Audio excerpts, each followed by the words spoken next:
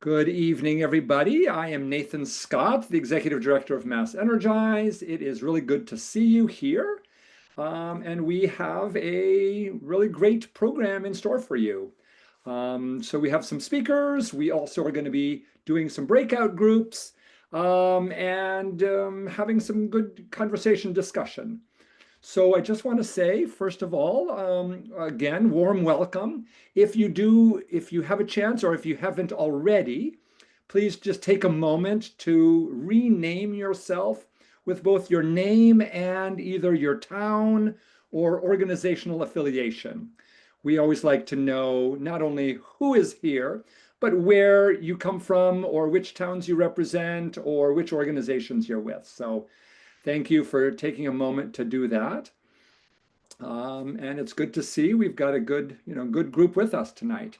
So if anybody's here for the first time, or you feeling new, please take yourself off mute, and we'd love to have you just introduce yourself.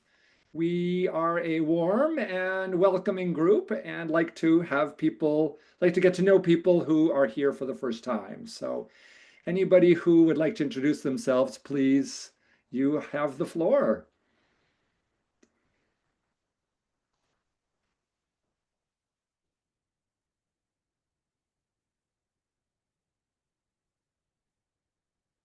And if we don't have any newcomers, that's great too.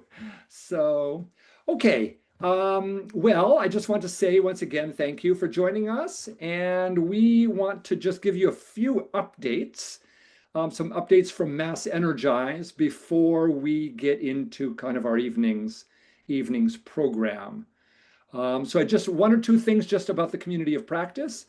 We will not be having a community of practice in December. December gets so crazy after the holidays or after Thanksgiving, things just get crazy. People's lives are kind of getting really busy, and we don't want to add any more stress to your lives. So we will not be having a December community of practice, but we will certainly have one in January. So the next community of practice will be January 12th. As always, it's the second Monday of the month. So we look forward to, after tonight, we look forward to seeing you all on December 12th. Okay, we do have an update regarding our annual conference. So I'm going to invite either Joe or Megan to share an update about the MassEnergize Community Climate Leaders Conference. Good evening, everybody. Yes, we mentioned at our last meeting to save the date for our third annual Community Climate Leaders Conference taking place in April 2026. So save the date, that's April 8th. It will be taking place at the same venue as last year, which was Bentley University. So looking excited to welcome you all back there next year. Megan and I are quietly working behind the scenes with some of you working on the breakouts and speakers. So we're currently working towards putting together an exciting agenda for you all. And with that in mind, we will be opening registration towards the end of this month, beginning of December. So keep an eye out for that. And we will again be having early bird tickets that will be on sale throughout December, and we'll wrap up in the beginning weeks of January. So save the date for April 8th and keep an eye out in your inboxes for registration opening soon. Looking forward to seeing you all there again next year. And just those of you who have attended the conference know how popular it has become. And just quick reminder that we have sold out both of our two previous years. And we are, expecting to sell out again this year. So please, when registration opens, we'd love to have as many people as possible signing up and taking advantage of that early bird rate. So. One other small, another announcement. It's not a MassEnergize gathering, but the Sustainable Middlesex is gathering. They're having their carbon countdown on December 13th. So it's a Saturday in Lexington, and I believe they're doing it both in person and hybrid, remote. But Ricky Papo, who is not able to join us tonight, did ask me just to make an announcement that Sustainable Middlesex Carbon Countdown will be taking place on Saturday, December 13th. And they will be doing outreach about it, but we will also, MassEnergize will also put something out as soon as we get some more information from them. So Carbon Countdown on December 13th.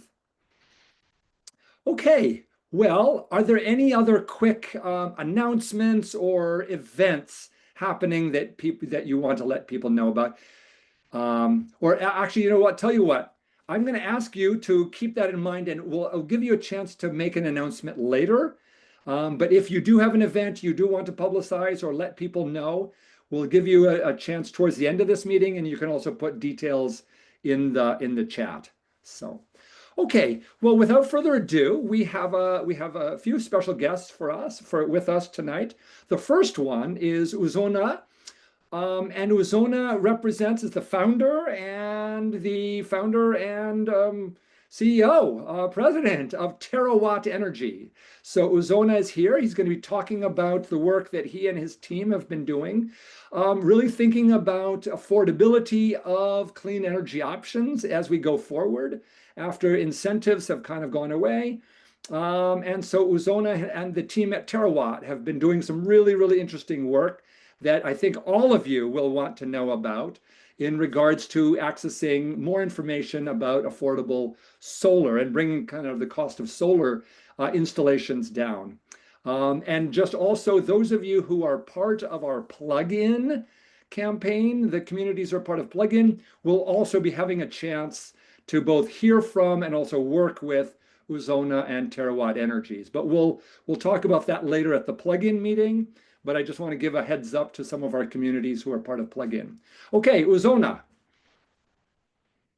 Thanks so much for the warm intro, Nathan, Joe, MassEnergize team for putting this together. And thank you all for having me. I'm in attendance along with my co-founder, Ivo.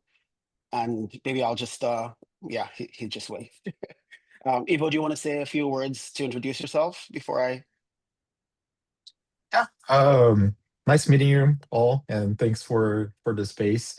I'm a civil engineer by training, but have been a developer, full stack developer for the last couple of years. I've been working with AI for quite a while, and this year joined Ozona in this new venture that he's gonna talk to you about. Awesome, thanks. So a little bit of my background. I have been working in the renewable energy space for 7 years now. A lot of the work you'll see presented was supported by Empower Massachusetts. And a central theme of the work we've been doing was with the awareness that a lot of the communities with the highest energy burdens, the EJ communities seemed to be missing out on the renewable energy opportunities. We thought that if we could bring them along, if we could build inclusive programs, then we could build those programs that scale across the state.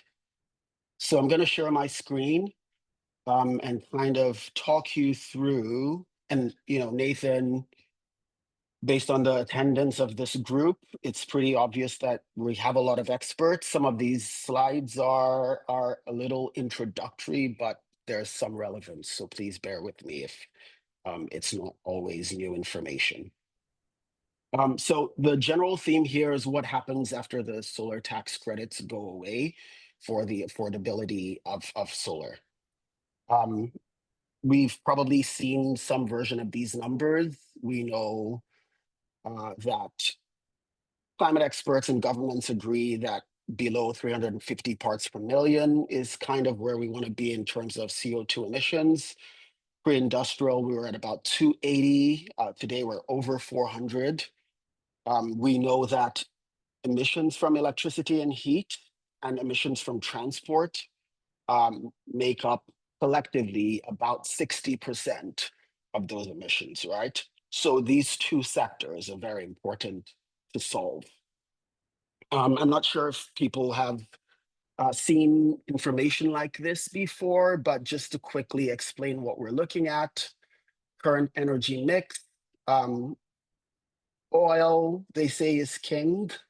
the way our current systems of energy evolved, oil was a great way to power. It was relatively stable, easy to transport. You didn't require temperature and pressure manipulations, etc. We could build centralized facilities, burn oil, coal, natural gas to create energy and then transmit that energy long distances. And this formula worked to power our homes and our lives. And you can see that these are the somewhat emerging energy technologies, the renewables. But I will point out that a lot of these are actually quite mature today, right? Looking downstream, we can see the segment of this that is electricity, that's yellow. And I bring this up just to contrast with the following slide. And then we can also see the losses, and then we can see transport, right? So electricity, heat, transport. And here's what net zero by 2050 would look like. You can see oil, coal, natural gas now make up a much smaller segment. And then you can see renewables in the lead, right? Specifically, this is the vertical I work in, solar. But I bring this up to show you, again, the electricity. And this is kind of, when we talk about electrification, this is really what we're talking about, right? It's a two-step process. One step is converting all the appliances in our homes, our cars, to run as much as possible on electricity, because then we can generate that electricity from clean sources, and that's how we get to net zero by 2050. Of course, efficiency is also a big part of it to mitigate some of the losses. Specifically in solar, we're at a unique moment because the technology itself is mature.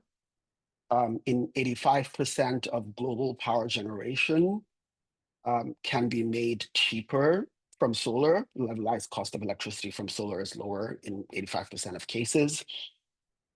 And we also know that our energy need is growing. And this is an interesting paradox because we need energy for development. When you look at the chart of GDP and energy, it's those two charts overlap basically one-to-one. And we also know that, as we have evolved technologies to make us more energy efficient, we also have a penchant for creating processes that require even more energy because it seems so central to our growth, right? Some time ago, that was crypto. Today, it's AI. There's always the next thing that's going to put a strain on our energy need. And at this time, we know that the ITC, the investment tax credit, is being phased out. And so it begs the question, how will we meet this part of our energy generation in order to meet a net zero scenario that has to be clean, right? So this is the problem that Ivo and I have been working on. To understand this problem, I just wanted to give a little bit of background, because for us, we're saying, okay, if the tax credits are going away and it represents 30% of the value of a solar array, then what does that mean for the projects that are coming online next year? And how do we kind of compensate for that loss? One inspiration is knowing that the cost of solar equipment itself has fallen by about 90% in the last 15 years alone.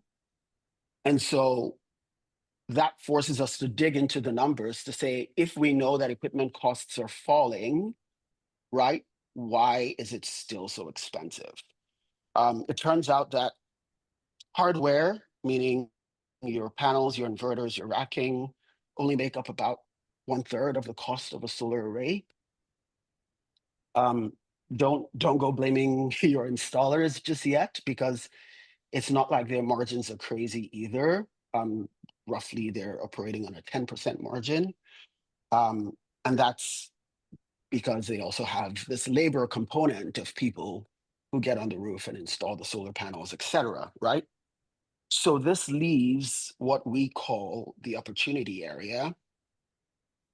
Roughly 1/4 of what you're buying when you buy a solar system is the cost of customer acquisition, right? It's sales reps, commissions, and marketing fees. And then roughly another 20% is the cost of designing, engineering, permitting, and managing that project. Fortunately, we have great technologies that are coming online right now, AI being the key, that can automate a lot of the workflows in this area. And so our thesis is this is how we give back essentially the value that is lost with the loss of the ITC. This represents $9 billion of value that can be given back to energy consumers. And in today's US solar market, which is a $20 billion market. So to figure out how to operationalize this, what are customers seeking? We went into communities. Specifically, we figured if you can solve for the most challenging of environments, then this is something that can scale pretty nicely.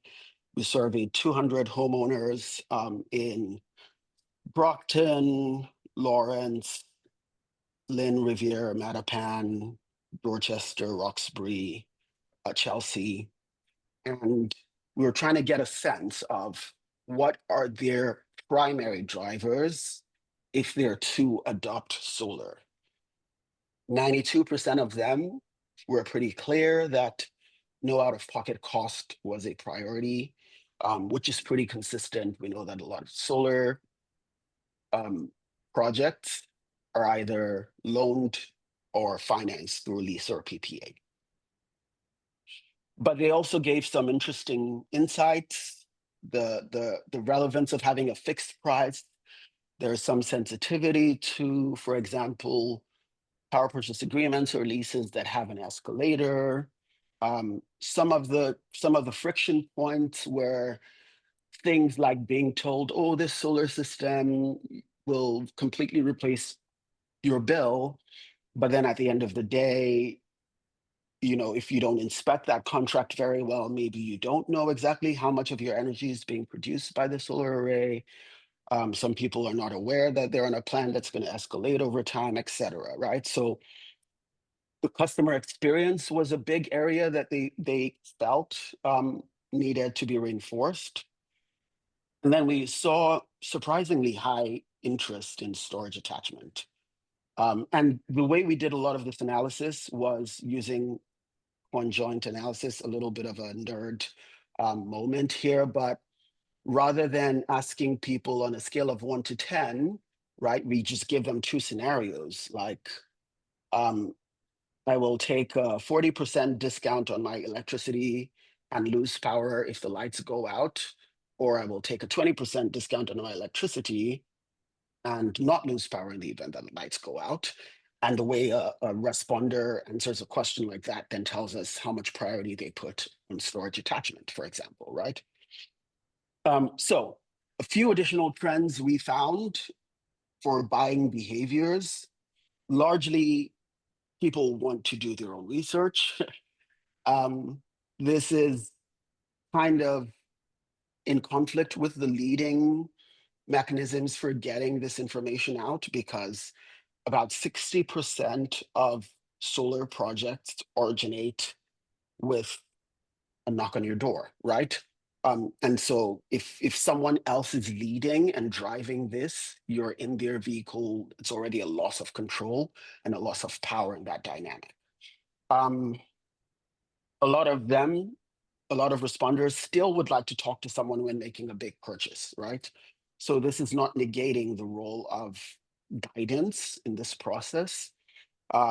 They feel like they would do less research because they will be less stressed about the authenticity of what they're being offered if it's referred by someone they trust, like a trustable community-based organization or someone in their community, a neighbor, etc.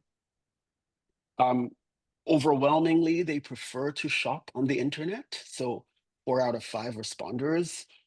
And finally, if all of these line up, then they feel pretty good about making a decision to move forward, right? What this told us was there's a huge opportunity for a digital experience for the user, enabling them with the tools to do their own research, to be in the driver's seat of this transaction, to have support along the way if needed, building distribution channels that come from trusted sources, and then also trying to make sure that we can keep this a record essentially of everything that's done and said, so that it's less about someone told me that this is what I would get, but this is what I got instead, and now there's friction.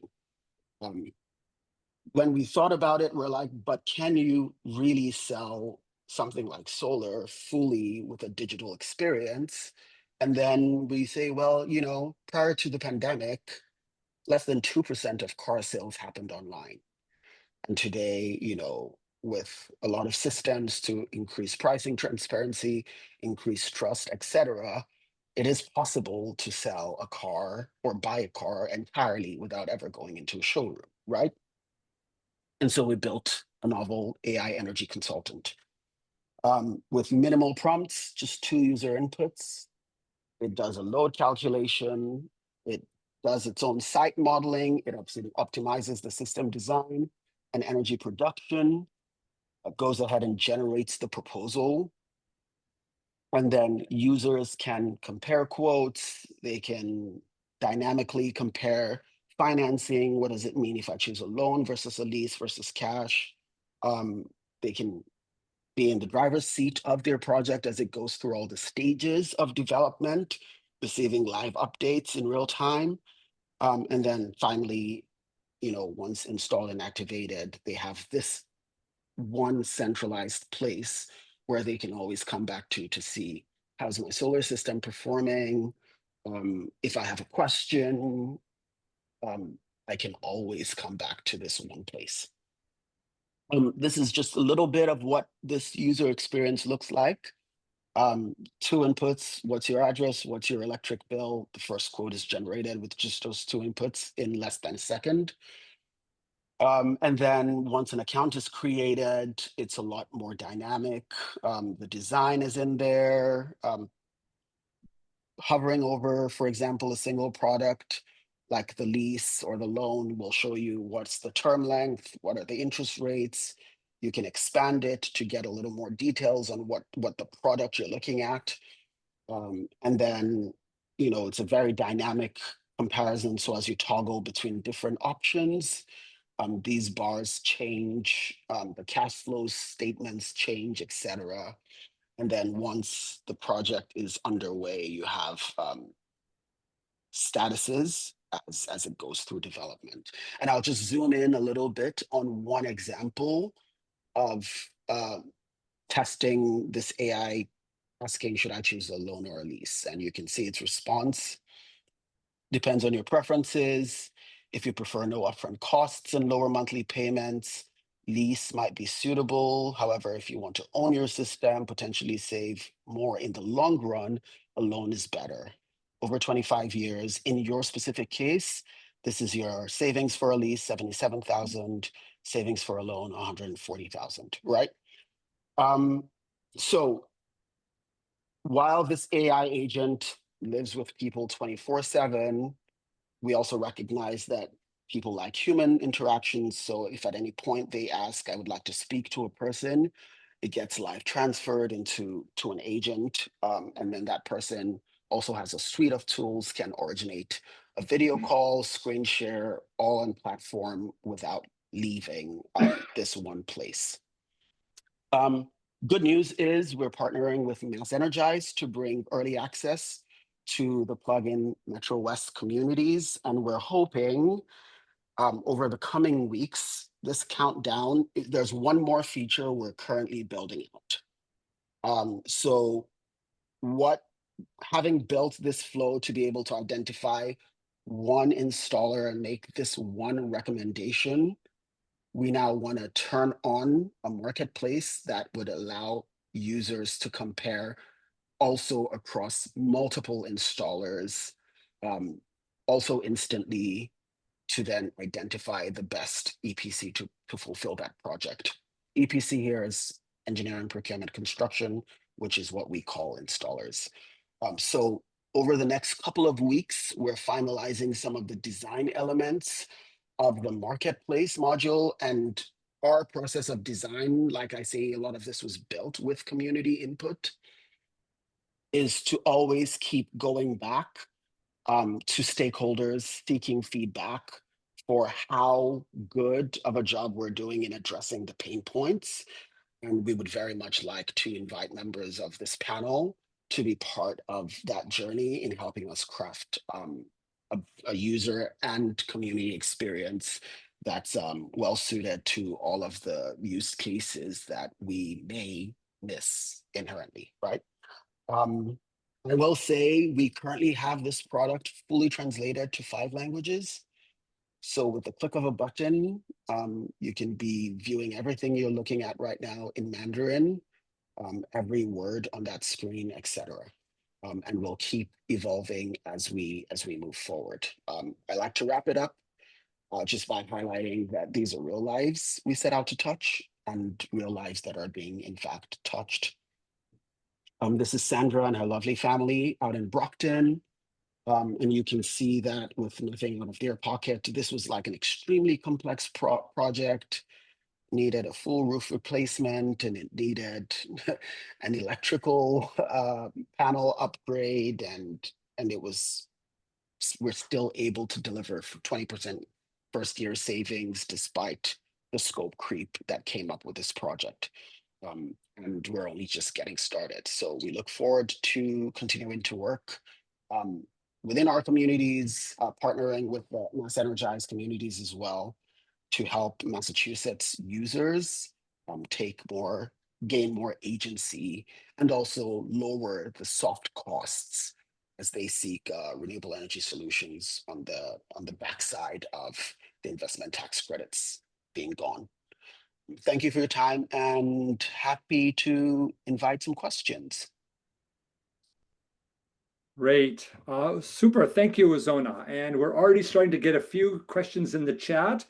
But certainly folks can also, just raise your hand and, ask a question. So here's what I'm going to do. So I'm going to put us all into gallery view.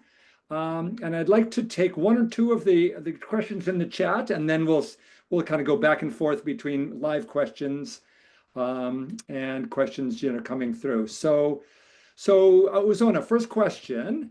Machine learning improves over time. So what benefits will Terawatt and this software gain as more people and data are gathered through its use?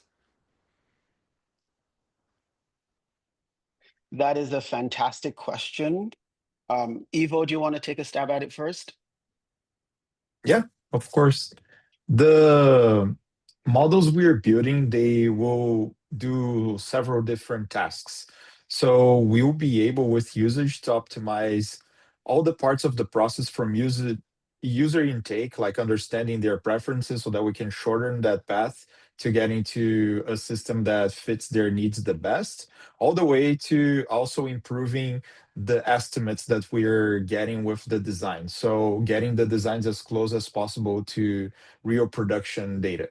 So it's a full view of the process. We are trying to do this end to end, and we'll be using the data to improve models as we keep going. There are endless possibilities there. Yeah, thank you. Just with a plug that, of course, there is always going to be protected personal information, and that's always going to be siloed off. Yeah. Exactly. Okay, so I'm going to ask one more question from the chat, and then we'll go to Paul. You've got your hand raised. So Tom asks in the chat, can you explain more how and when you would determine, quotes, site readiness, such as roof age and condition, if the roof joists are sufficiently up to code to handle the weight, etc. If the roof has the right if the roof has the right pitch and orientation. So I'm assuming, Tom, you're asking things that or may not be readily apparent except by a live person. Is that what you're thinking, Tom? Yeah, exactly. And a lot of contractors want to go on site, maybe even charge to get that information. So, Mhm. how do you bridge that physical reality question? Yeah, another excellent question. So we have really thought about this in terms of where we are today and where we would like to be. Where we are today, things like pitch, orientation, we have a wealth of data that can give us really, really good information on this. Things like the load that a roof can support, that's going to be impossible to do without a site true up. But we also think that there's a bit of waste in this process, because every time you meet with a new contractor, that new contractor also sends another person to come out and do a site survey, right? So even the singular act of centralizing it and having all of these installers operating on a single source of truth becomes a powerful way to save time, money, frustration, etc., and then offer true apples to apples comparison. So this is the way we see this. So, do you see In sending a centralized person out to do the site visit first and then have contractors bid, or how do you think that would work? so the first step is the quote. Yep. And the quote assumes that your roof can support the weight, right? It's one of the assumptions. The quote, unless you specify that I have an old roof, the quote will also assume that your roof is in good enough condition.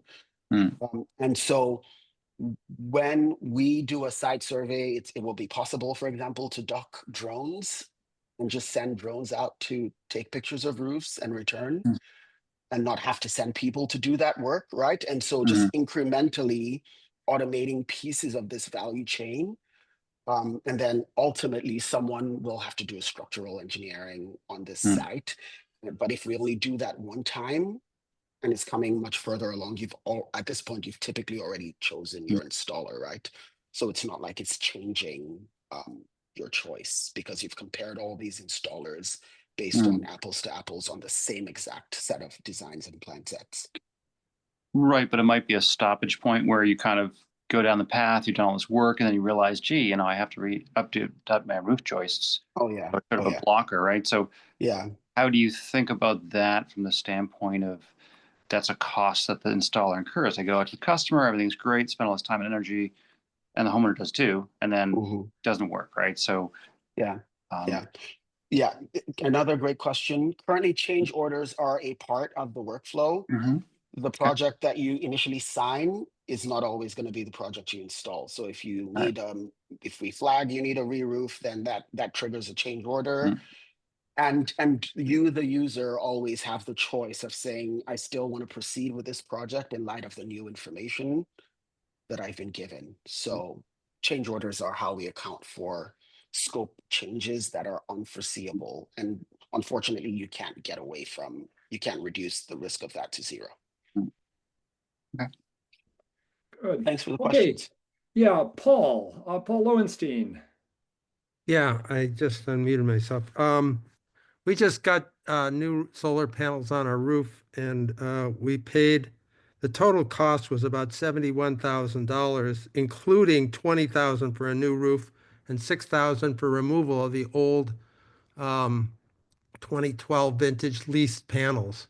So we had a lot of, and even with that hike, and then of course we got the 30% tax credit. That's what stimulated us to do it now, as opposed to waiting a few more years for the lease to mature. So I guess my question is, once that 30% goes away, which is about now, because everybody's all loaded up now. You can't get it done by the end of the year if you start now. So really, we're into 2026 now, and how do you get? We're going to get about a 6% return on investment with all that extra stuff, you know, with the 20,000 for the roof and the 6,000 for removal of the old solar panels, even with that extra baggage or cost, upfront cost, we're still going to get a 6% return on investment. In our case, we could afford to front the money. Mhm. Most, I don't know what the percentage is, but a lot of people don't have $70,000 laying around to play with, right? So the real roadblock here for a rapid transition to solar, I mean, solar, it's going to save us money. We're going to have a higher return on investment than we'd get in the money market. So it makes financial sense for us to do it, but Mhm. it's predicated on us having the capital to do it.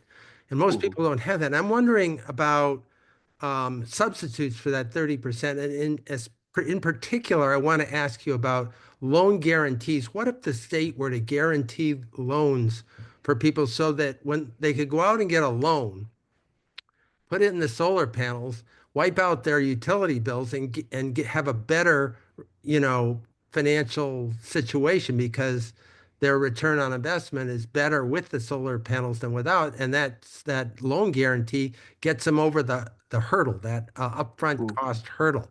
And I just Mhm. wondered if have you given any thought to that, or are there any other ways to get over that hurdle so that we can I transition faster, you know, to a clean energy economy? I certainly can. And one of the things that we built in, even though we talk about this as kind of a two-way marketplace, it's really a three-way marketplace. The third party being the capital providers.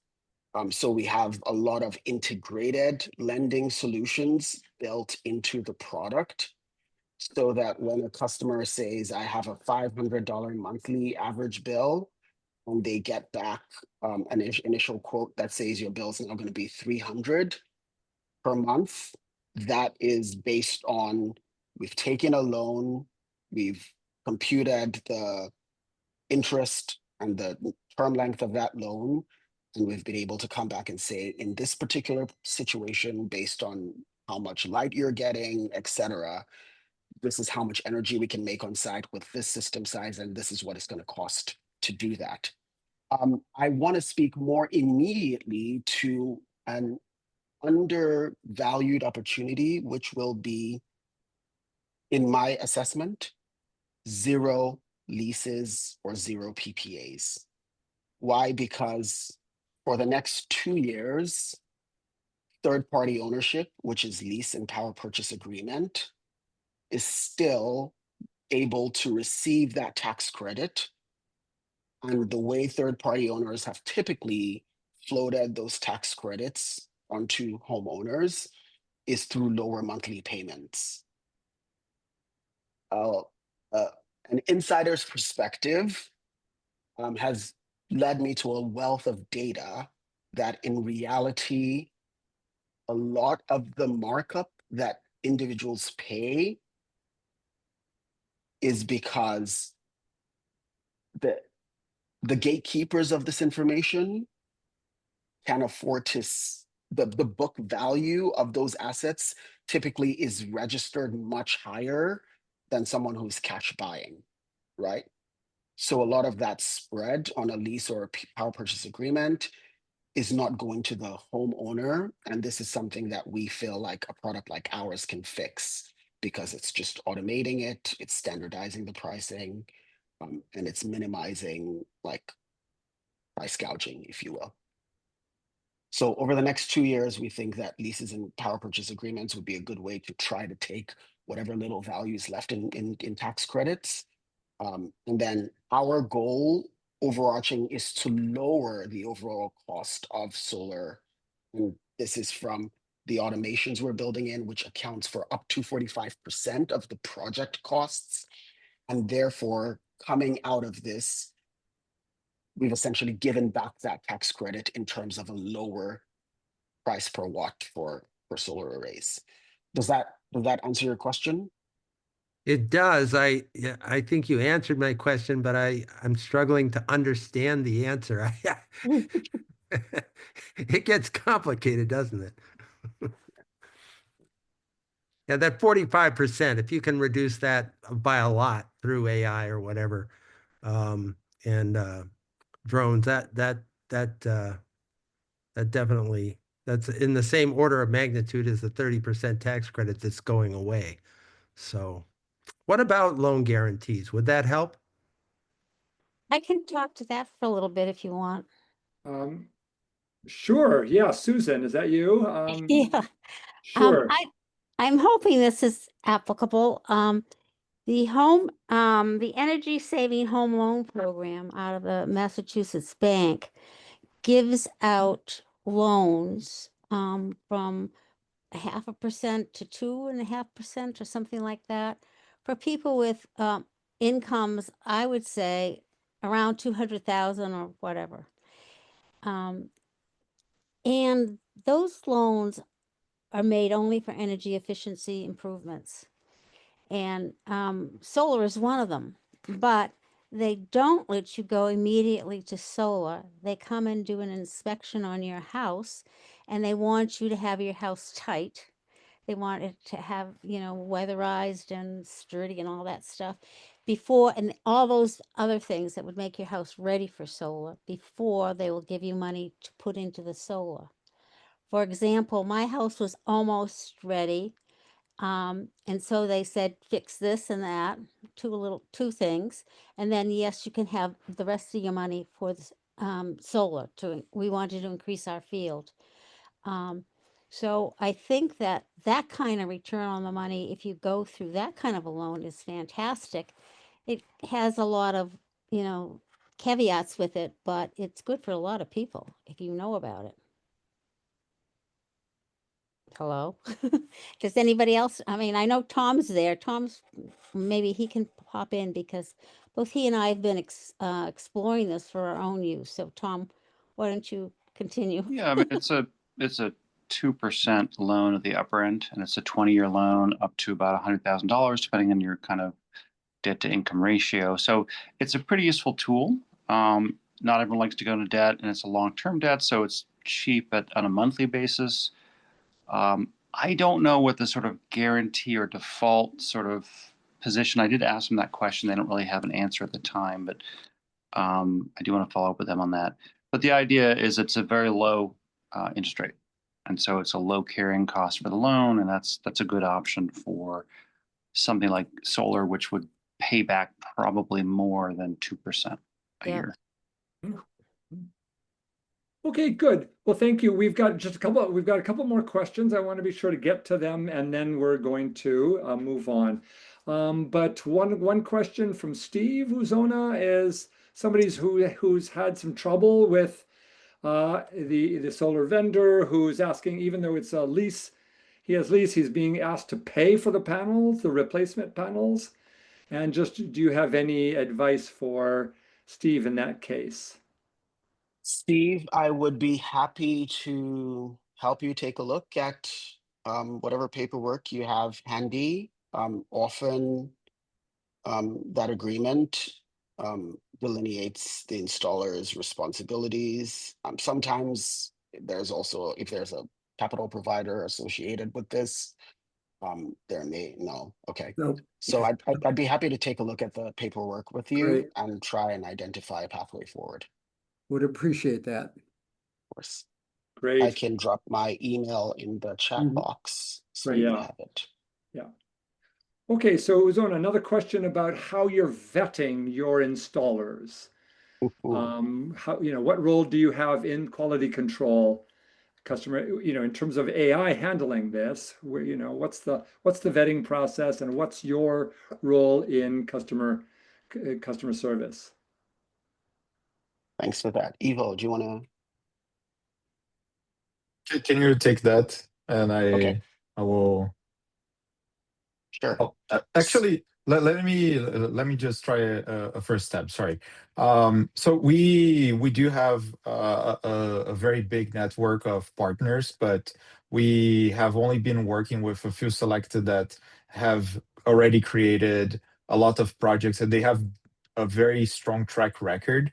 So none of the installers we work with have been in the market for less than, I think, I don't know, Uzona, how many 10, years, but like 10 years. they have at least been 10 years in the market, and all of them have all of the necessary warranties. Everything is of course up to the gold standard in the industry. But Uzona, I'm sure you have more to add to this.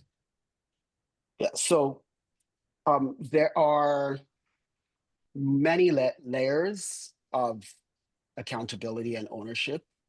And this is also why we felt there was an opportunity for like a marketplace that plays a little stronger of a role in like supporting the consumer. So for example, there are, to speak to something like Steve's scenario, there are third-party insurance providers that would warranty and take care of those systems for 30 years as a backstop to if the installer goes out of business, right? So what we do is we typically take out a policy on each of those assets that go out so that it's not just the installer, but there's also like, if all else fails, there's one other person who can hold the bag. All the equipment that is utilized is always warranted for 25 years. So you have the manufacturer warranties, you have this third-party insurance provider that covers it for 30 years. And then we have the installers who also give workmanship warranties as a basis. So we don't work with any installers who don't have a workmanship warranty. And then, of course, it's always going to be a question, especially now. I think the problems that all these installers are facing is how do I stay in business when 30% of the value proposition just went away, right? And so we have a little bit of leverage there in saying these are the kinds of customer items or the standards that it will take to keep you listed on this marketplace and enjoying the benefit of getting like free demand being originated at such a rapid pace. But this only works at scale, right? And that's the scale we're still trying to build out. Okay, and I'm going to take one last question, and then we're going to wrap it up.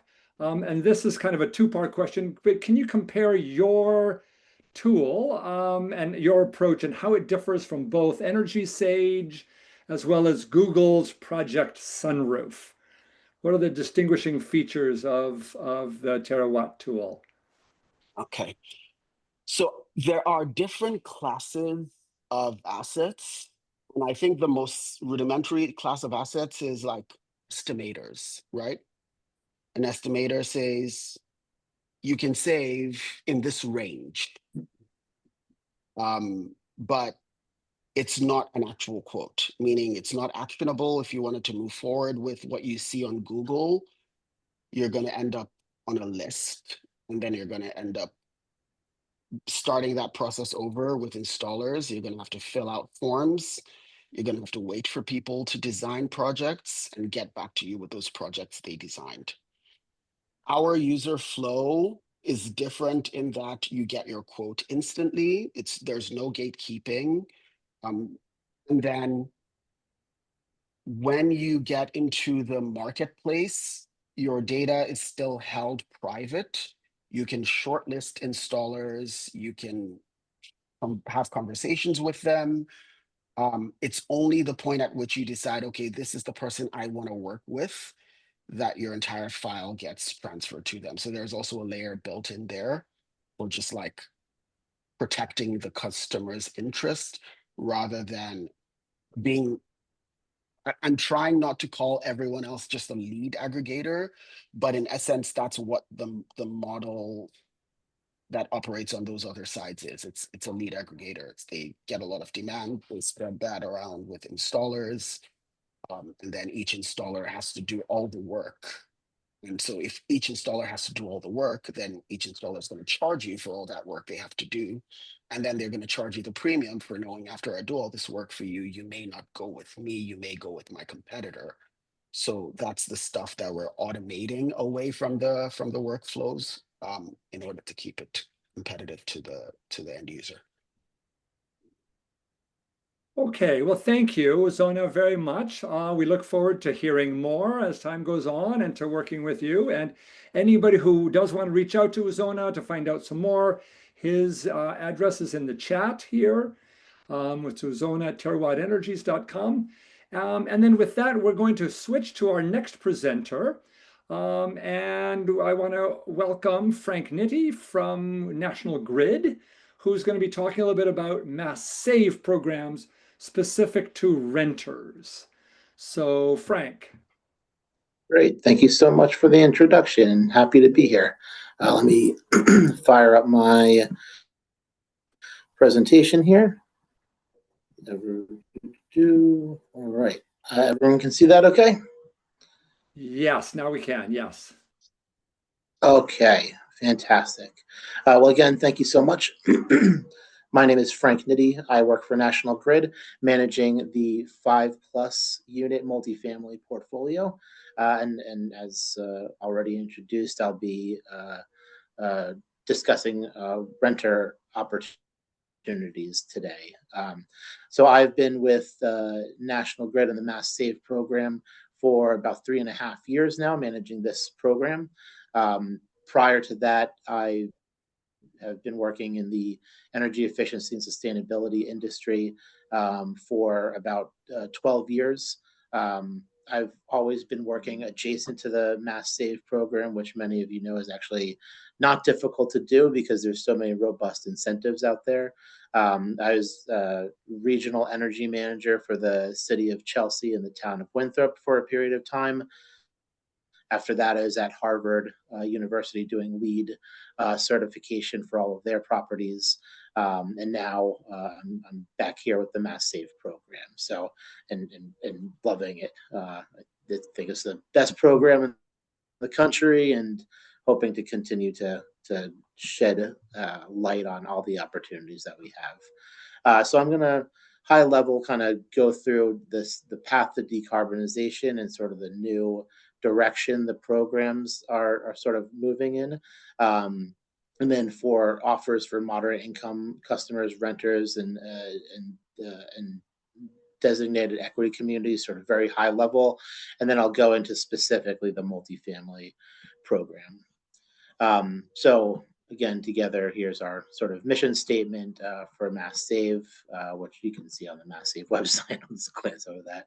But here, the path to decarbonization. So our most recent 3-year plan process, 2025 through 2027 program, we filed the plan in October with the DPU. It was tentatively approved on the 28th with an actual reduction of $500 million to the residential budgets over the 3 years. So we went through the process of identifying areas to optimize the program and create savings to that budget. And then our compliance filing was approved in May. So, you know, that made it somewhat some challenging, program implementation aspects, getting the plan filed, 5 months into the program year, the new program year. But so really where we're going with the new plan, right, is the phase out of the fossil fuel equipment. So this is section 26 of an act driving clean energy and offshore wind. Added language to the Green Communities Act, which established the Mass Save program, prohibiting any incentives for new fossil fuel equipment. So this applies to our new program. So we do not incentivize any fossil fuel anymore. There's incentives still available for making existing fossil fuel equipment more efficient, but no new equipment. So moderate income enhancements. This first part I'll really be speaking to, the 2 to 4 unit program, which falls under the same as the single family program, which many of you are familiar with. We've expanded the qualification criteria for moderate income from 61 to 80% of state median income and area median income now, whichever is more favorable for verification. We now allow self-attestation. If you just tell us that you are moderate income, you will receive 100% weatherization and verify in order to qualify for additional incentives for heat pumps or pre-weatherization barrier mitigation, you would have to go through that verification process. And then we have established a turnkey process, and this is pending plan approval. I forgot to remove that. This is approved now. So statewide, like I said, 100% weatherization incentive for self-attestation of being moderate income. Statewide, you receive 100% for installing heat pumps if you go through that verification process and are determined to be moderate income. And then again, also, you would continue to qualify for that 100% pre-weatherization or pre-electrification barrier mitigation with that verified income. And so those would be like removal of vermiculose or knob and tube wiring in the home. Just a caveat here that we may cap that barrier remediation depending on the scope of work and available incentives. These are the designated equity communities in this plan. So if you are in one of these DECs, as we call them, you're eligible for, well, we'll get into that, but these communities were determined, I believe, on having at least 50% moderate income or income eligible population and at least 35% population of renters. So for our 2 to 4 unit population of rental buildings in designated equity communities, again, no cost turnkey solution for the weatherization. They qualify for that pre-weatherization barriers for air source heat pumps and pre-electrification barriers, meaning upgrade of the electrical panel in the home. Both of those, if you are qualified as moderate income, those are covered at 100%. And the whole turnkey process that we've developed is not so dissimilar to how the program currently operates, but we basically are providing customers with a fully managed project assessment, scoping, and installation process. So we have one vendor who manages scheduling all of the subcontractors and simplifying that experience. We actually have 2 pathways depending on where you live, as we are sort of trying out what will deliver the greatest savings to customers.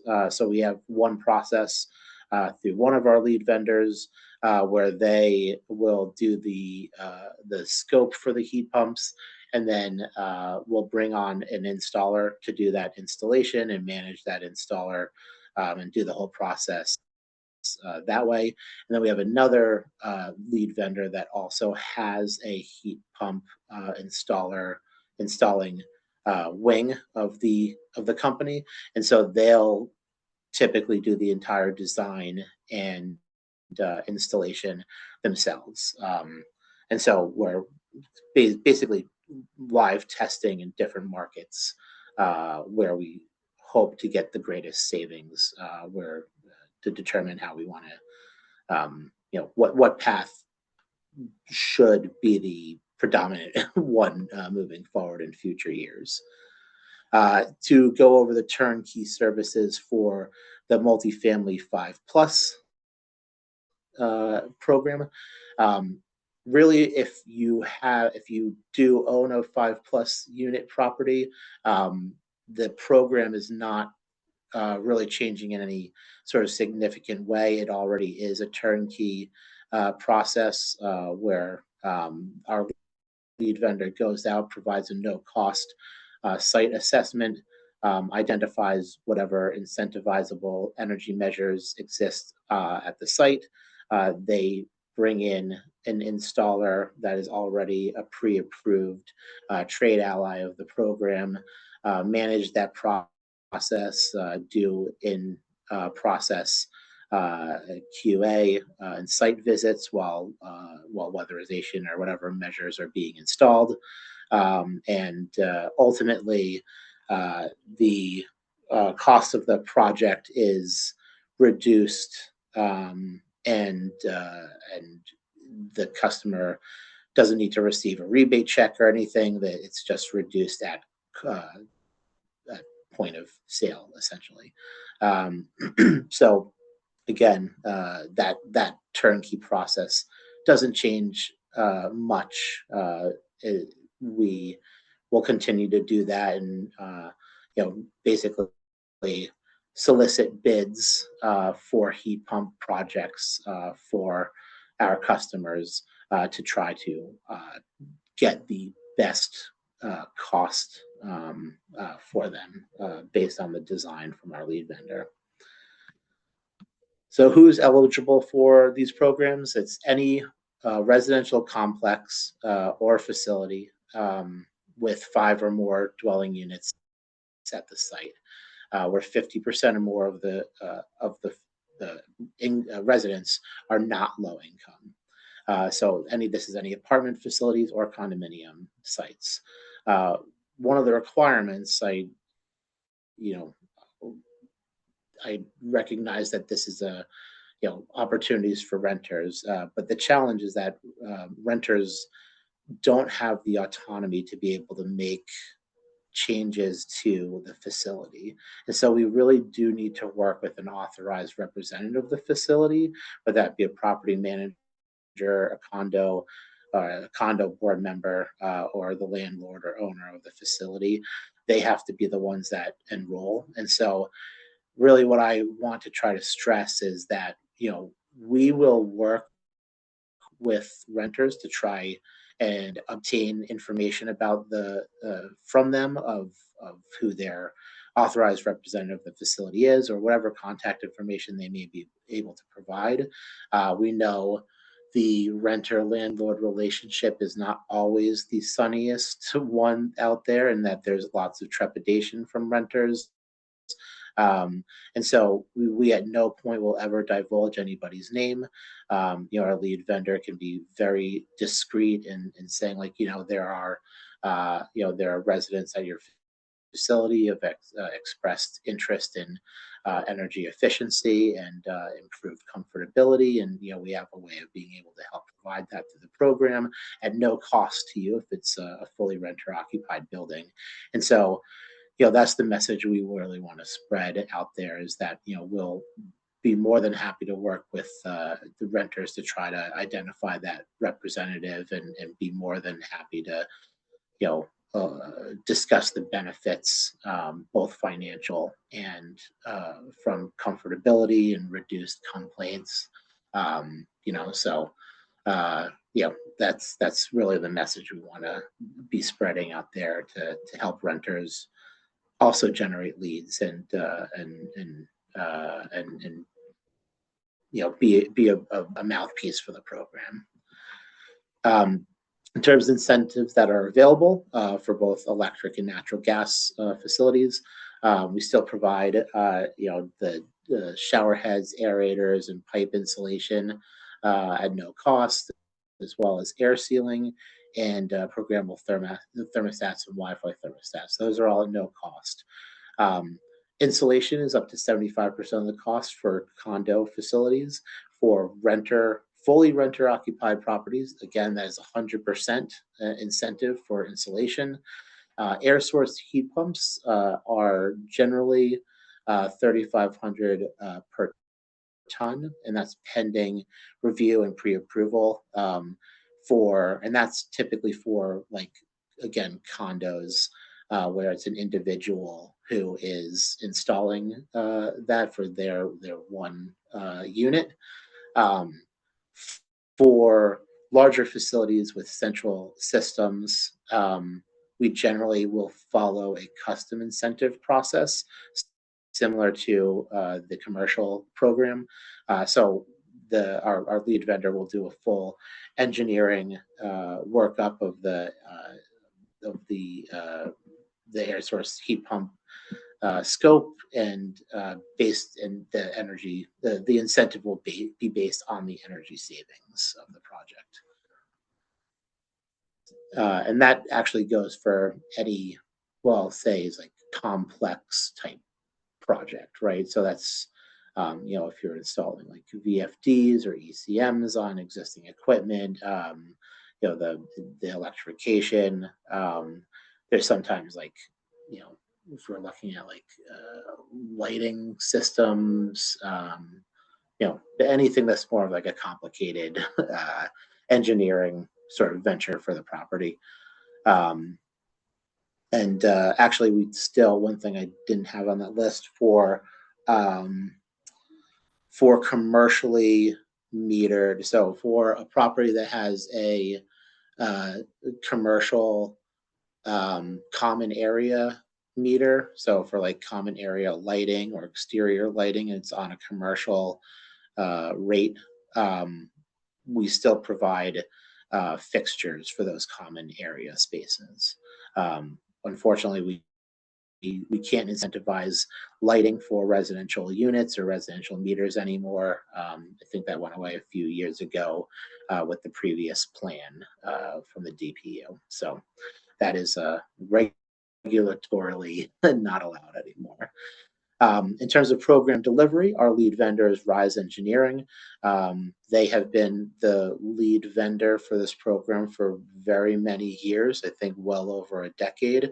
We do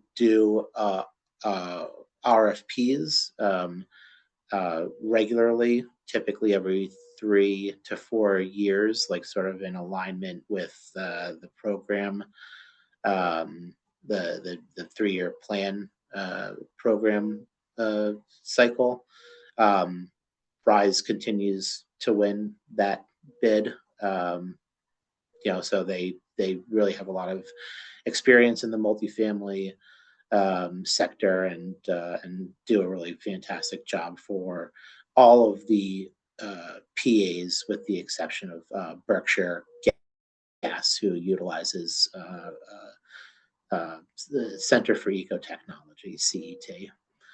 So if a customer decides to proceed with the scope of work that Rise identifies, basically 5 to 50 units, Rise arranges for the installation. They determine, they find one of the existing trade ally partners, whether it be a heat pump installer or a weatherization installer, and they kind of go through a cycle.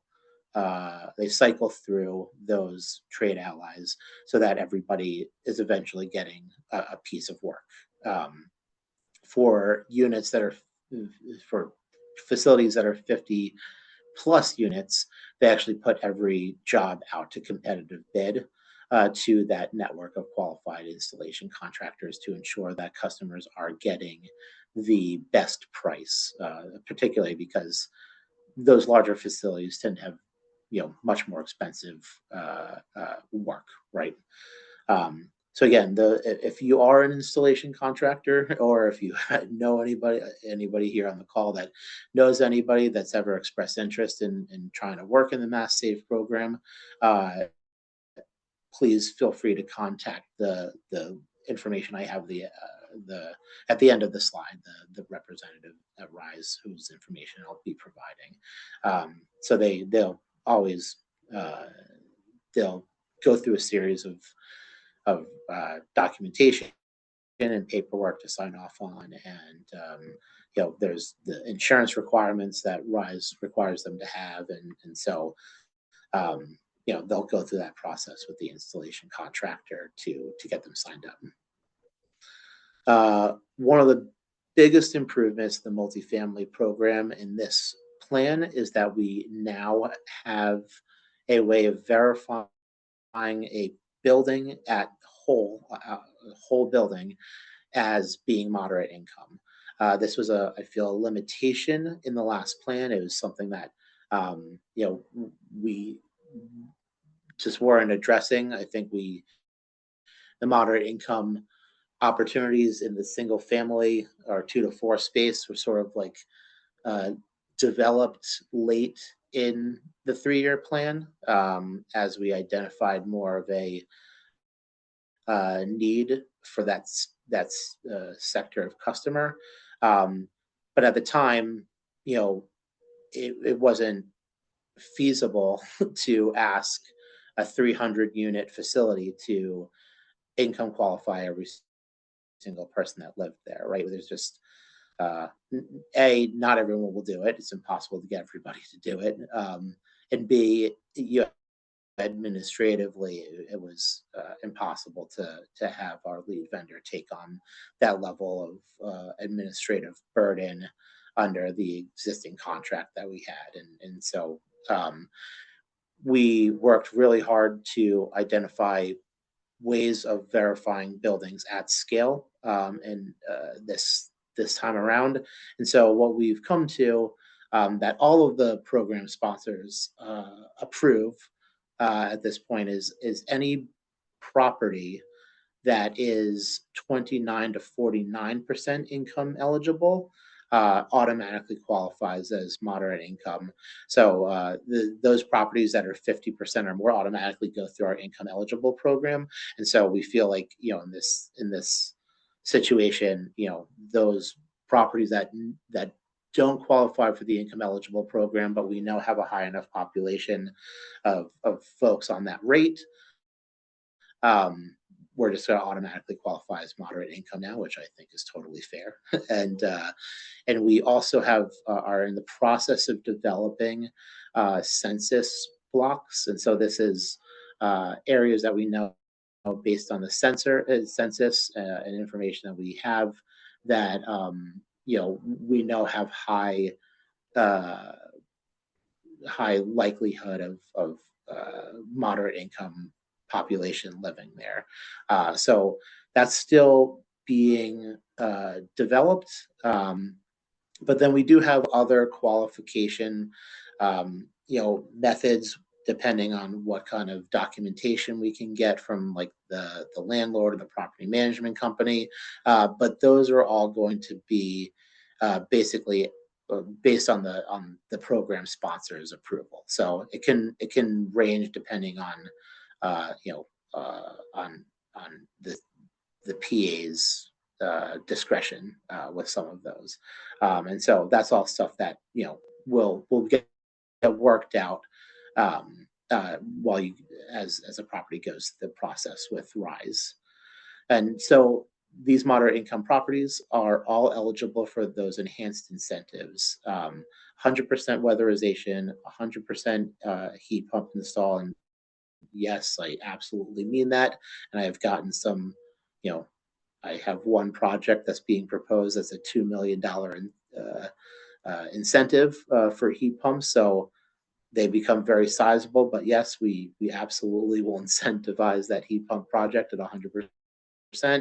And again, 100% weatherization and electrification barriers, those being knob and tube wiring, which is generally not present in like the 5+ unit market too regularly, but certainly that electrification, that panel upgrade is one that we see more frequently in this market.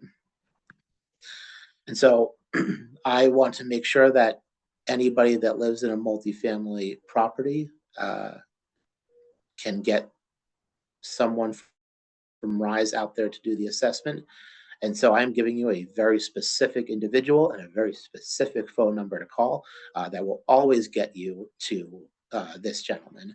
And this gentleman is, I absolutely am not joking one bit.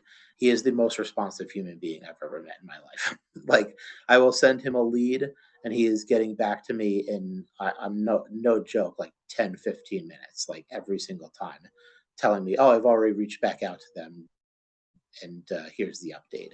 So he's incredibly responsive. You call that number, you will get Todd 99.9% of the time, and will get your property going through the process. Yeah, and so like I said, they coordinate everything with all the contractors to ensure a seamless process for the participant. The program couldn't be easier to go through. I think the most challenging part is coordinating with site management on a time to get there to do the assessment. But other than that, it's really seamless, and Rise takes care of absolutely everything, soup to nuts. So I'll leave that up there. But the next slide basically just says questions, and yeah, so I'll just leave this up for a couple minutes, and I can so you can jot down that information. But yeah, I'm happy to open up to any questions or comments or anything that anybody has. Thank you, Frank. That was terrific. Thank you for that detailed presentation. I mean, I'm just trying to decide. We are getting towards the end of the meeting. You do have, Frank, please do take a look at the chat. You have some, very specific questions that have come in. I think what I'm going to do is ask that rather than having a general conversation, Frank, if you'd be willing, and actually, if you don't mind stopping your screen share, because we're able to see your screen. Sorry. That's okay.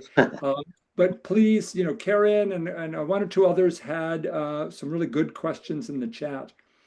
We really only have 10 minutes left, and I'm just trying to make a quick call. We did have some planned breakout rooms. Megan, can you offer what your thought is as to how best to use the remaining time? Oh, my thought is maybe we have 3 breakout rooms, or people stay here to talk to Frank, and then anybody who wants to go and talk about the website or do the other training. Does that solve? Yes, I do. So just to quickly give an introduction to what those 2 breakout rooms are. In the first one, we have my colleagues Fabiani and Daniela, and they will do a quick introduction to Linktree and Bitly and how you can use those in outreach. And then the other breakout room, it will be Megan, and I imagine Brad will be in there as well.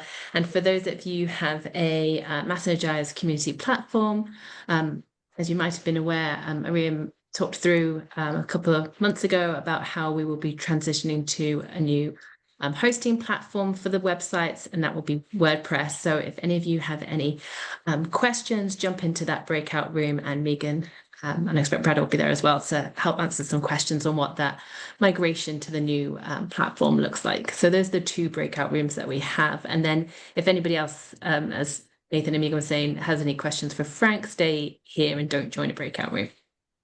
Okay, so once again, the first breakout room is going to be for people who want to know more about using Bitly links and other ways of tracking outreach through Linktree.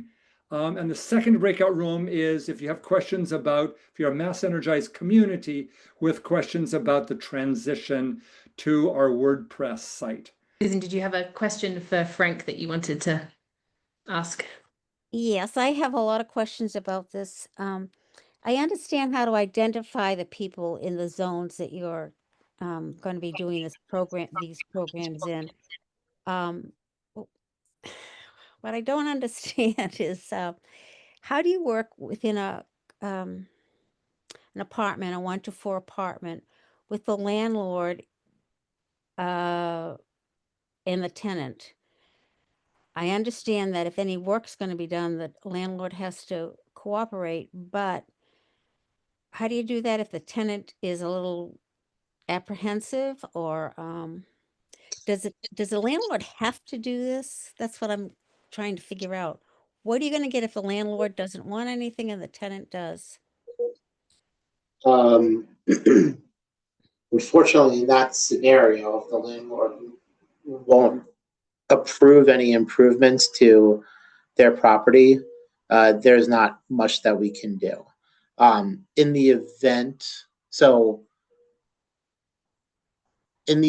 that the landlord wants to make improvements to like their unit if they live there, but are hesitant to make any improvements to units that are, occupied by renters until maybe they move out or something, or are concerned about, impacts to the renters. We can do units sort of like individually one at a time, provided there is opportunity at a unit per unit level. But we it really is best to try to do the entire property at the same time, and we'll provide 100% if we're doing all of the units at the same time. So, But not yeah. necessarily. If not necessarily.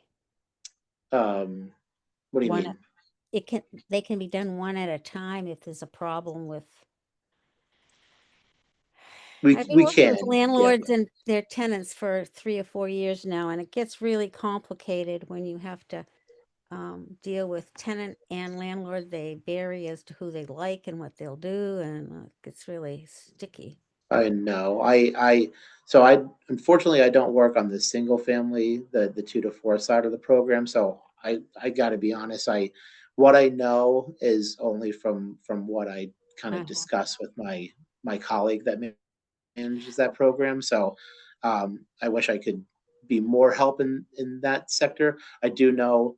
I know the December meeting is getting moved, but I do believe Joe was going to present on that December meeting, and it will be on a future meeting, probably next year, whenever that gets rescheduled for. So that's coming up, Susan. He'll be Okay. on eventually. I All right, hate to. let me just clarify one other thing. A 1 to 4 has to have 50% low income, or what is the percentage of low income on 1 to 4? It's 50% for every property. Okay.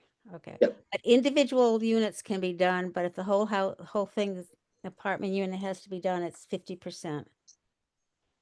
Yes. What Yep. were you talking about for the lower percent? You said something like 29 to 49%. What was that connected with? So that's specifically for 5+ unit 5+. properties. Okay, So so you lowered it for that. Oh, makes sense. well, so no, sorry, it says 21 to 49% is to qualify as moderate income. Not for to go through the income eligible program. That's still 50%. All right.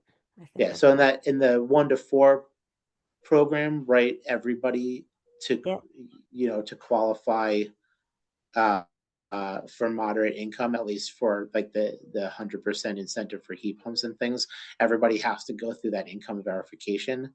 Like I was saying, that's just not feasible for a 200 unit building, right? And so we've established that property that's 5+ unit property, if there's 21 to 49% income eligible, that will automatically qualify for the moderate income incentives. If it's still 50%, that still goes to the income eligible program.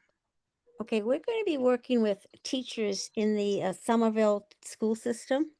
The MTA Teachers Association is sponsoring some coaches, and we are anticipating that the teachers there live in a variety of communities around Somerville. I know Somerville doesn't qualify.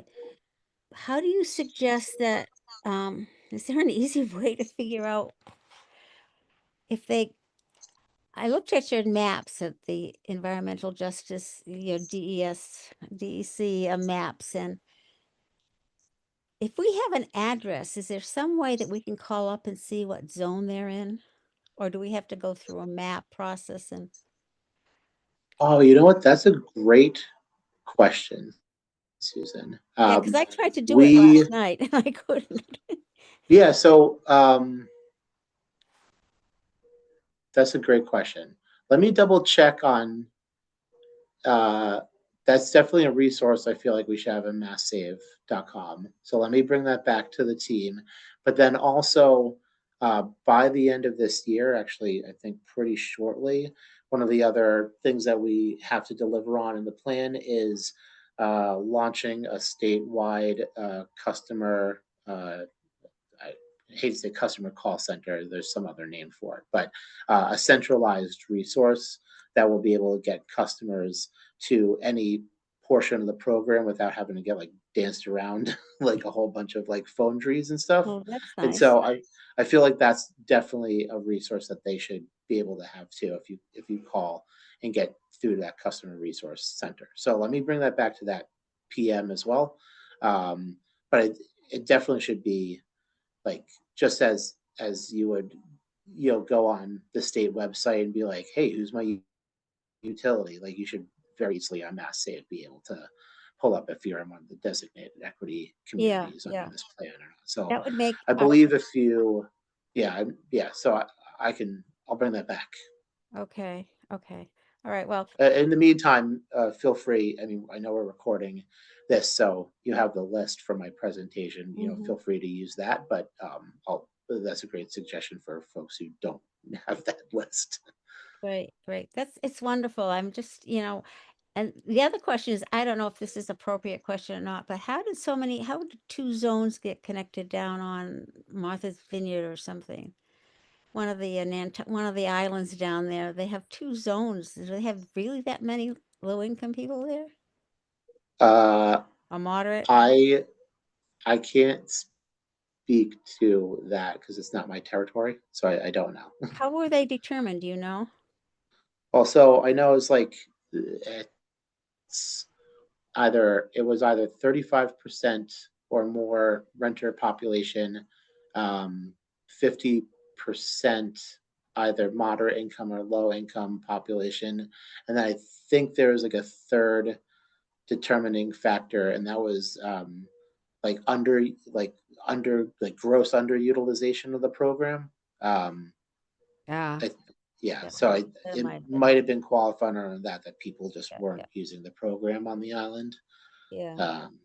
Because that's how Nantucket was determined to be one of the communities in the last plan for us. It's not now. So I don't. Yeah. So I don't. Okay. I didn't Like I mean to said, I put you can't. on the spot, but No, if- no.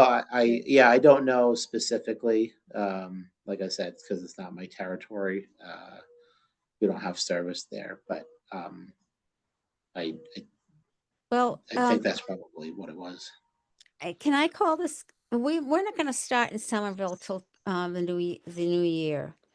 But the first thing is for us to get signups for the teachers, and the teachers will be coming from, I assume, all over the Boston area. And so, if I don't see something up on the website, can I call this man that you just gave us his name? That we should call, or should I call you? Because it will really make a difference if we can show who is living in that area quickly and what they can get. Everybody wants to get something for free, and this is, I mean, if Yeah. Well, are you guys planning on doing like any like events or anything? Because I could always bring back again. Somerville, I believe, is EverSource territory. I don't think we have service. No, it's National Grid. It's we do have some. Yes, that's right. It's like split somewhere along It's the city. teachers that teach there who will be living in other, I think, some designated areas. Yeah, I mean, I'd be more than happy to, like, if you guys have any events planned, to have Rise or myself come out and discuss the program and any, happy to support. We do that all great. the time for events. Great. Yeah, we've done stuff for Worcester and we're more than happy to support in that way. Yeah. Thank you so much. That'll be fine. Thank Yeah, you. I put my email in the chat, so when Okay. things start to take shape or whatever, feel free to reach out to me and we can Thank you. figure out how we can help support you. Thank you so much. Good program. Yeah, of course. And thank you, Joe. All right. Thanks, I Susan. don't have any other questions. If that's That was Okay, great. great. I think Thank I think maybe Karen is in another group, Yes, but I she is, see yeah. she put a question here. So if it's cool, I might just answer it verbally so that Yeah. it's recorded. Does that work? Does that work in the last couple Yes. minutes? Yeah, sure. I was responding by chat with the other ones, but it might be real quick too. So how do we build support for Mass Save as a decarbonization process? Yeah, I mean, I would say even if you don't qualify as moderate income, we still have really lucrative incentives for decarbonization for heat pumps. Like I said, in terms of like most incentives are capped at like 80% if it's really of the project cost, if it's really good savings. And so, like I said, that custom incentive process where we determine the incentive based on the savings, can be a significant amount of money. And so, just getting the word out that Mass Save is really now a weatherization and decarbonization program is what I would say. That's the direction of our program now, given the regulatory statutes and what we need to do based on what the DPU has told us. And so, how does comments like those from last week scale back Massachusetts climate goals and who portrays Mass Save as a problem? All I'll say is that the Mass Save program is without a doubt the most successful energy efficiency program in the country. I am getting, in my team, we receive requests from consultants and other utility companies from all over the country who are looking at our model for the inception of their incentive programs, the improvement of their programs. And so we spend a lot of time essentially consulting to other utilities around the country who are looking to establish or improve their energy efficiency programs. And so I think, and the program has been incredibly successful in helping businesses and residents of Massachusetts. I think just the amount of incentives we've given out over the years, all of that is publicly available at masssavedata.com if you want to look at just, the scope of what the Mass Save program has done. And how do you give feedback to Rise? Feel free to email me. I manage them, so it's my responsibility to provide that feedback, and I want to hear it from our customers. If you are selected, we also have a third-party QA vendor who goes out and does third-party QA of these projects. And so if you are selected, I believe it's between 10 and 20% of the projects that we do. So it's not everybody, but if you do win the lottery of getting the third-party QA to reach out to your property, that would also be a great feedback mechanism, and they provide that to me. But everybody now has my email, and feel free to email me with that feedback, and that's my responsibility to hold Rise accountable for those things. And we do. National Grid has a robust compliance department now, who I work with very closely to make sure that we have a forum for that feedback to Rise. Frank, can I ask you another question? Sure. I know that Rise does the National Grid turnkey heat EV chargers. Is there any way to link those two together? I mean, to get the chargers in these places too? Susan, that is a great question. So, unfortunately, Rise is not the only one who does that work. There's other folks who do that. And so, so we do have to go through a procurement process to bring those vendors on for that program. And so, we want to avoid like a nepotism situation where like every multifamily property that goes through my program, like Rise does those, right? So that's one of the challenges. But I will say, at least for National Grid, is my director is also now they have recently moved my director over to manage my energy, the whole energy efficiency wing, as well as the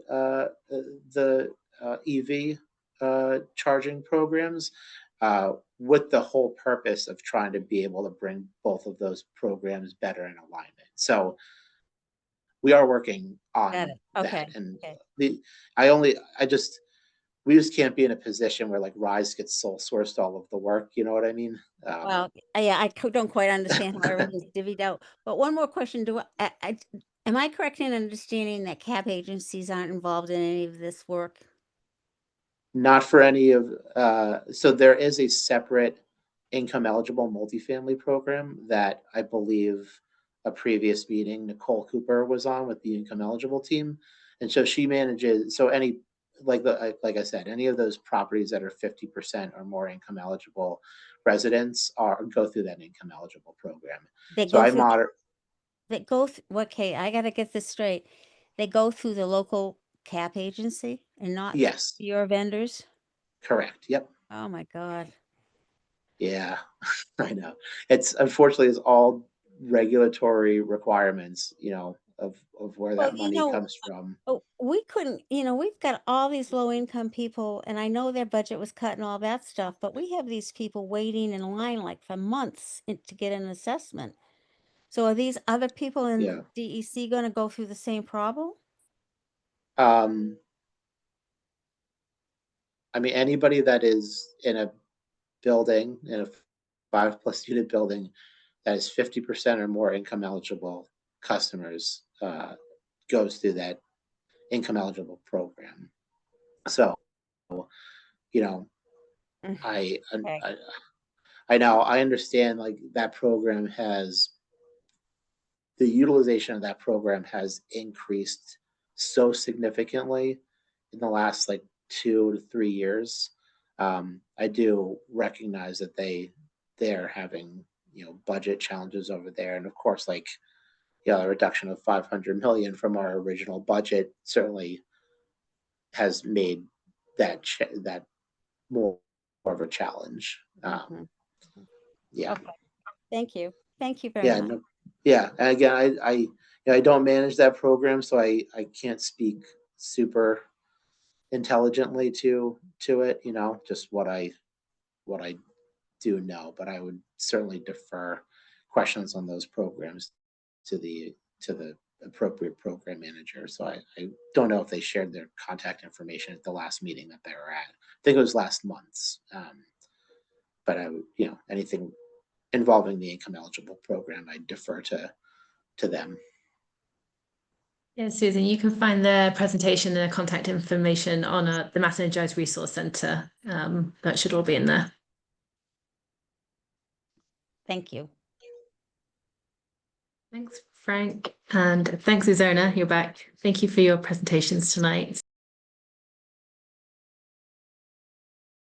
Page, all of the you get to have all of the important information in just one place. So it is actually super simple. You can do it at the same time as I do it, or after we finish this brief training. It is free, and you get to have this tool shared in combination with Bitly, which Fabiani is going to share with you how to do it. And we definitely can say that this will enhance the way you do outreach with your communities. So first of all, you need to go to this webpage, Linktree. As you can see, it is written like this. And then you have to go and here start building your own link tree. Let's say I will start building my own, and I will use one for a bakery in Needham. Let's say this is super fake, but this is where I live, and this is my example. So we get started for free. Obviously, as many pages, it will take you to different options and ways to pay. But oh, sorry, no, it took me to my previous account. So let's try the other way around. In here, let me log out. I don't know why it took me to a specific webpage. So we will click here, sign up for free. Then you can select a new email address or sign up by your Google account, which I believe it's a very simple way to do it. I will select one of the accounts that I already have. You continue and accept the permissions that this page needs for you to create this link tree. And it is very simple. I will use the bakery in yep. And then we continue. You can select any name that you have. So this is important that as simple as and short that you have it, it will have more impact, obviously. You get to decide very simple details of your account. If you're a creator, a business, or for example, if it is your personal brand, you get to select either of these options. And obviously it will take you to test the free account, the premium account for 7 days. You can select just skip that option. You really don't need to pay for this link tree. You just need to scroll down a little bit, select the free option and get started. You can do it as a blank link tree, or you can select from the different options and templates that this shows to you. Let's say I want to use this pinky one. And if you notice, I already have opened some links on the top for you to see how simple is this. Pretty much just copy, paste. Let's say I am not certain of which platforms, or I can just skip that portion, or I can select the ones that I can have here. Pretty much it allows you to insert a link to whatever web page you have, or social media like Instagram, WhatsApp, TikTok, or even another website, or insert music or any type of link that you want to have here. And moving on, pretty much as I said, the only thing you need to do is copy and paste. So I will copy this link for MassSave. Then I will use this specific group in LinkedIn for clean energy. Let's say you struggle with your community to find your link to join your LinkedIn groups. So you copy and paste that. And I also want to share this clean energy information for my users here. And that's it. Pretty much it's very simple, copy paste, and you continue, and then it will find that those links are actually working, and you can add some details. I will skip that portion so I can give it over to Fabiani. You get to personalize even more if you have pictures, if you have different colors, and then it allows you to add this additional like personalization. But this is pretty much it. And then what you can do is in time, you will end up having this, as you can see in this right side of the window, you have this link, and this is how it will appear for people to see. So I will copy this link, paste it again in the browser, and this is what people will see as soon as you share this link tree with your community. Obviously, this is a very rough one, but you get to personalize it as much as this one, the one that we have for MassEnergize, to embed your logos, your brands, and as you can see here, specific programs that we want to highlight. In time, we are moving these ones depending on the priorities that we have, but it is very simple, and you get to choose what are you sharing with your community only by sharing one link. And in order to be even more successful, that one, as you can see, the MassEnergize one, it's now such a big link tree, a big, long link. So to enhance that, Fabiani will tell you how. So yes, we all are always sharing URL links. And sometimes they are so big. Or if you are preparing a post, you have a flyer, and some people just don't want to type a very long website. So that's why there are some link management platforms. There are plenty of them, and we at MassEnergize use Bitly. So what we do is just let me share my screen here so you can understand what I'm talking about. So let's say this is the name, Bitly. The website's bitly.com. So let's say you want to share a MassSafe program discount, but that's too long. So you can use Bitly. You can customize your link, and then you can use an address that relates to the page they are going to visit, or you can ask Bitly to random generate any link, like a short link. So it's you can, if you compare, this is like shorter than the original one. Or let's say you are going to promote a webinar. So you have a Zoom registration link. And also, you're going to share on different channels, let's say Facebook and Instagram. So you want to see how much, like, each one of these channels have the highest reach. So you can create, like, for the same registration link, you can create Bitly links for each channel. So let's say Bitly slash heat pumps 1 for the Facebook and Bitly slash heat pumps 2 for the Instagram. So if you pay, because there is like a free plan, so you have access to 5 short links and 2 QR codes per month.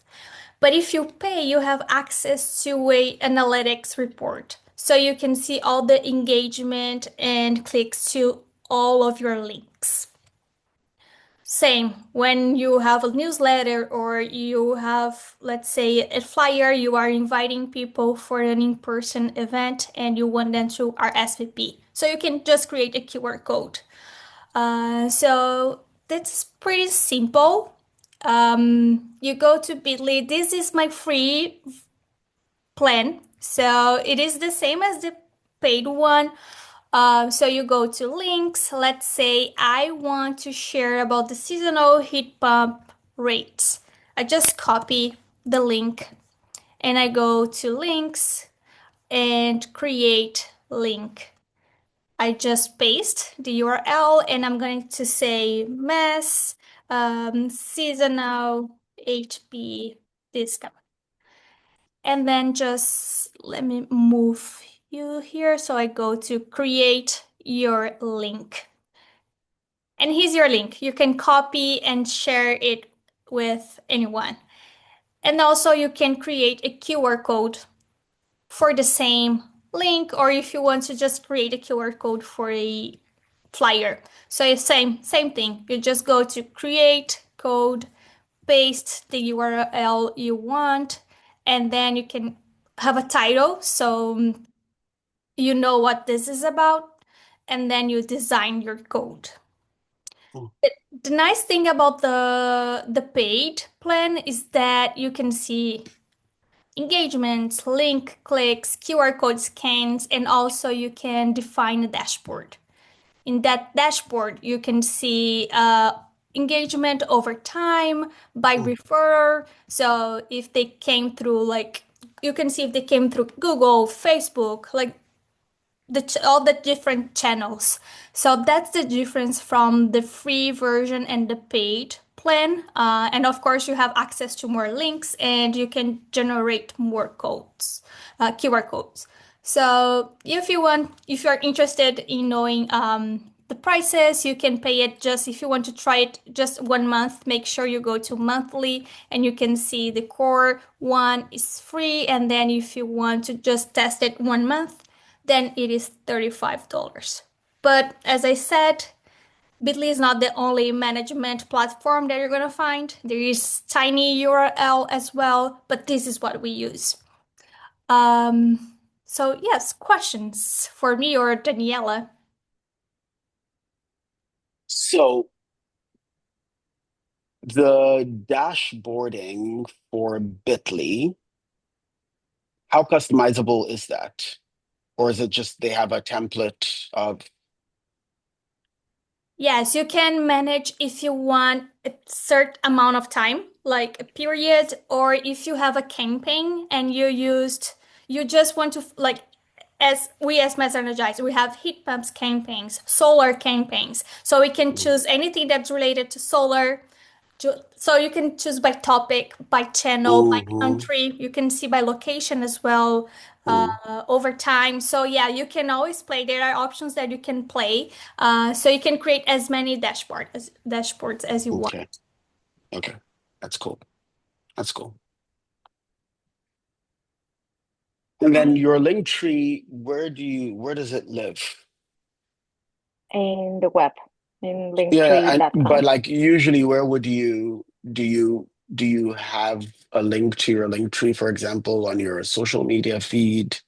How do you deploy it? I guess is more my question. Yeah, regularly, for example, by the end of presentations, instead of sharing all your social media different addresses, you get to have the bit.ly link, a QR code to your link tree, or even in your presentation cards, like places where you want your community or your users or your Mhm, clients to consume or to have access to all of your information.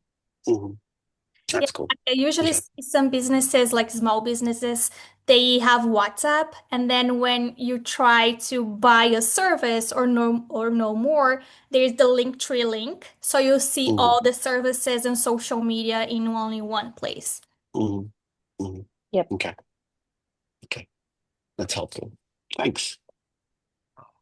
So my question was, is I saw that at the beginning on to sign up with LinkedIn, there's three options for a creator, business, or personal. So if for nonprofits, which type of account would it be chosen? It's because sometimes there's not many options for like nonprofits out there when it comes to selecting an account because LinkedIn, the personally, I think that is more for revenue too. It's very useful for small businesses. But like for nonprofits, which kind of account do you think that I should create to promote programs, for example, community programs or for organizations? Mm, I think it would fall under business. If I'm under business, okay. Mhm. Thank you. Right, I think it's time for us to go back. Thank you for yep. joining us. See you soon.